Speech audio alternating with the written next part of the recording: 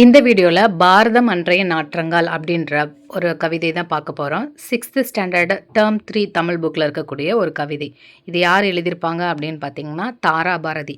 இவரோட original name என்னன்னு பார்த்தீங்கன்னா ராதாகிருஷ்ணன், அதாவது இயற்பெயர் அப்படின்னு சொல்லுவோம். இவருக்கு ஒரு அடைமொழியும் இருக்குது, அதாவது புனைப்பெயர் அப்படின்னு சொல்லலாம். அது என்னன்னு பார்த்தீங்கன்னா கவிஞாயிறு. இவர் எழுதிய சில நூல்கள் கொடுத்துருக்காங்க. புதிய விடியல்கள், இது எங்கள் கிழக்கு, விரல் நுனி வெளிச்சங்கள். இது எல்லாமே உங்களுக்கு எப்படி ஞாபகம் வச்சுக்கணும் அப்படின்னா சூரியனை மையமாக வச்சு தான் நீங்கள் இதெல்லாம் ஈஸியாக நீங்கள் ஞாபகம் வச்சுக்கலாம். சூரியனுக்கு பார்த்தீங்கன்னா பழமையான ஒரு தமிழ் பெயர் இருக்குது, அது ஞாயிறு. அதனால் அவரோட அடைமொழியை நீங்கள் ஈஸியாக ஞாபகம் வச்சுக்கலாம். நெக்ஸ்ட்டு புதிய விடியல்கள். விடியல் அப்படின்னாலே சூரியன் அப்படின்ற கான்செப்ட் தானாக வந்துடும்.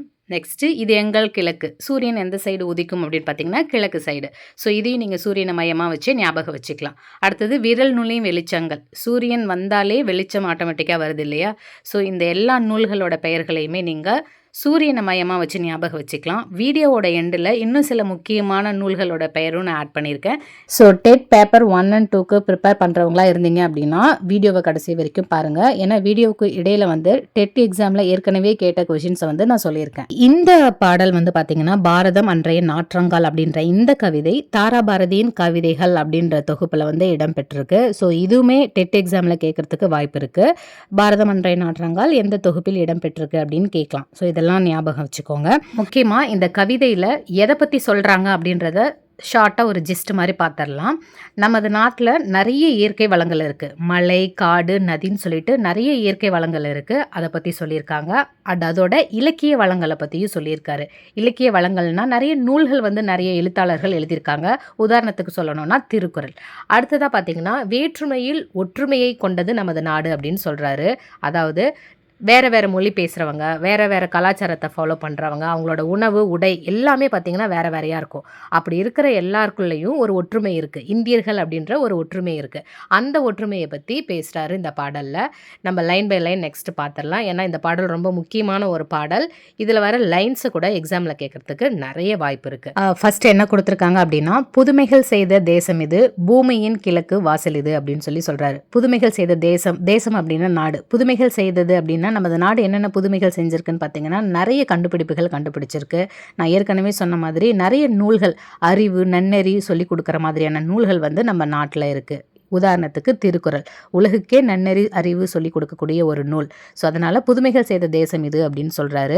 அதே மாதிரி உலக வரைபடத்தில் நம்ம இந்தியா எங்கே இருக்குன்னு பார்த்தீங்கன்னா கிழக்கு பகுதியில் இருக்குது. அதனால் பூமியின் கிழக்கு வாசல் இது அப்படின்னு சொல்கிறாரு. அது மட்டும் இல்லை, கிழக்கு அப்படின்னாலே ஒளி, வெளிச்சம், ஆரம்பம் இதெல்லாம் தான் அர்த்தம்.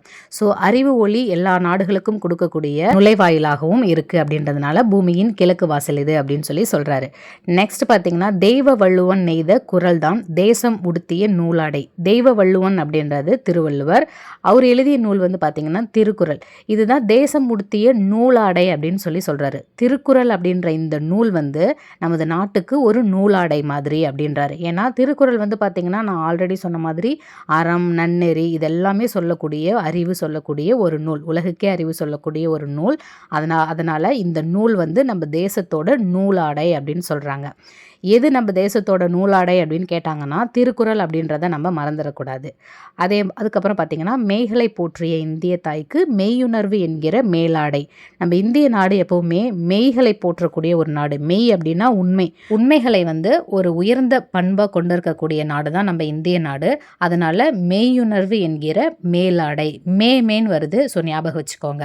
நம்மளோட மெய்களை போற்றிய இந்திய தாய்க்கு எது மேலாடை அப்படின்னு கேட்டாங்கன்னா மெய்யுணர்வு அப்படின்றத நீங்கள் மறக்காமல் சொல்லணும் எக்ஸாமில் கேட்டாங்க அப்படின்னா. நெக்ஸ்ட் பார்த்தீங்கன்னா காளிதாசனின் தேனிசை பாடல்கள் காவிரி கரையில் எதிரொலிக்க. காளிதாசன் யாருன்னு பார்த்தீங்கன்னா அவர் ஒரு வட இந்திய கவிஞர். அவரோட நூல்கள், பாடல்கள் எல்லாம் பார்த்தீங்கன்னா காவிரி கரை வரைக்கும் எதிரொலிக்குதான். அதாவது தென்னிந்தியாவிலையும் அவரோட புகழ் பரவி இருக்கு அப்படின்னு சொல்கிறாங்க. இது ஒற்றுமையை தான் குறிக்குது. அடுத்தது கம்பனின் அமுத கவிதைகளுக்கு கங்கை அலைகள் இசையமைக்க. கம்பன் பார்த்தீங்கன்னா நம்ம தென்னிந்திய கவிஞர். இவரோட கவிதைக்கு கங்கை அலைகள் இசையமைக்குதான். அதாவது வட இந்தியா முழுக்க இவரோட புகழ் பரவி இருக்கு அப்படின்றத சொல்கிறாரு. அடுத்ததா கன்னிக்குமரியின் கூந்தலுக்காக காஷ்மீர் தோட்டம் பூ தொடுக்கும். கன்னிக்குமரி, காஷ்மீர் இதெல்லாம் பார்த்திங்கன்னா வட இந்தியா டு தென்னிந்தியா, வடபகுதியிலிருந்து தென் பகுதி வரைக்கும் இருக்கிற ஒற்றுமையை தான் சொல்கிறாரு. அடுத்தது மேற்கு மலைகள் நதிகளை அனுப்பி கிழக்கு கரையின் நலம் கேட்கும். மேற்கு தொடர்ச்சி மலையிலிருந்து வரக்கூடிய நதிகள் எல்லாம் கிழக்கு வரைக்கும் பாய்ந்து நல்ல வளத்தை கொடுக்குது. அதை தான் வந்து சொல்கிறாரு. இது இயற்கையோட ஒற்றுமையையும் அதே மாதிரி நம்ம நாட்டு மக்களுக்கு இடையேயான அந்த ஒற்றுமையையும் சொல்லக்கூடிய வரிகள் தான் இது. அடுத்ததாக பார்த்திங்கன்னா, புல்வெளி எல்லாம் பூக்காடாகி புன்னகை செய்த பொற்காலம். இது வந்து நம்ம நாட்டோட வளம், எவ்வளோ வளமாக நம்ம நாடு இருக்குது அப்படின்றத வந்து சொல்கிறாரு. கல்லைக்கூட காவியமாக்கி கட்டி நிறுத்திய கலைக்கூடம்.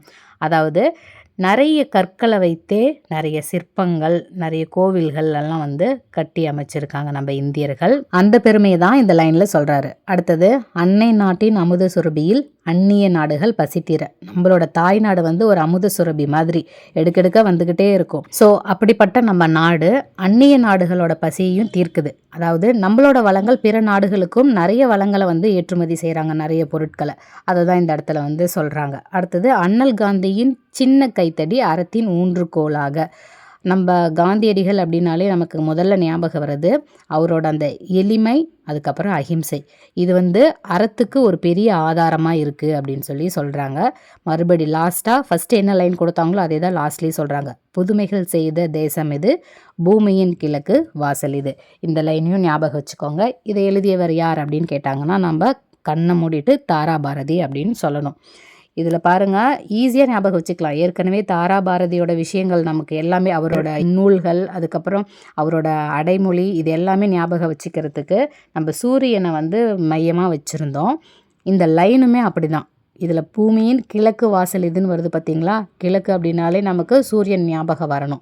ஸோ இது வந்து சூரியன் அப்படின்னாலே தாரா பாரதி ஞாபகத்துக்கு வரணும்.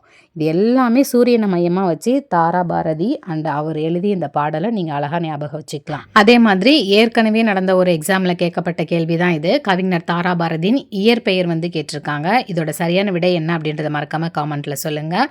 இந்த மாதிரி அவரோட இயற்பெயர், அடைமொழி பெயர் இதெல்லாமே ஞாபகம் வச்சுக்கோங்க.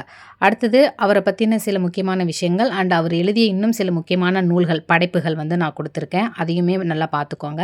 அதில் ஏதாவது ஒரு நூல்களோட பெயர் கொடுத்துட்டு இது யார் எழுதினார் அப்படின்னு கூட கேட்கலாம்.